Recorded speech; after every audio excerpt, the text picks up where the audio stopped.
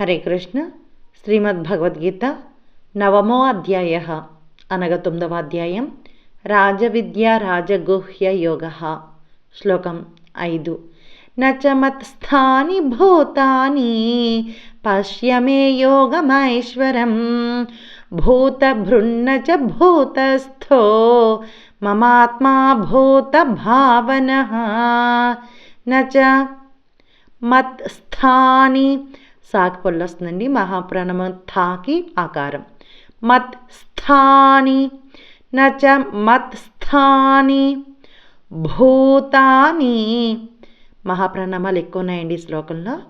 భూతాని నచ మత్ స్థాని భూతాని నచ మత్ స్థాని భూతాని పశ్య మే. షాక్ పొల్లు వస్తుందండి. పశ్య పశ్య పశ్య మే యోగ యోగ మహేశ్వరం మహేశ్వరం మహేశ్వరం మహేశ్వరం పశ్య మే యోగ మహేశ్వరం పశ్య మే యోగ మహేశ్వరం భూత భూత భృన్నచ. నాకు పొల్లు వస్తుందండి.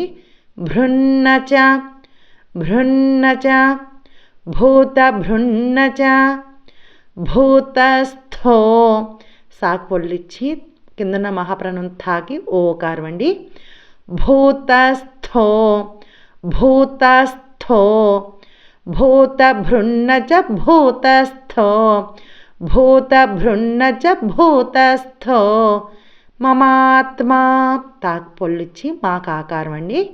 మమాత్ మమాత్మా మమాత్మా భూత భూత భావనః భావనః. విసర్గాల దగ్గర హా పలకాలండి. మమాత్మా భూత భావనః మమాత్మా భూత భావనః. నచ మత్స్థాని భూతాని పశ్య మే యోగమైశ్వరం భూతభృన్న చ భూతస్థో మమాత్మా భూత భావనః. హరే కృష్ణ.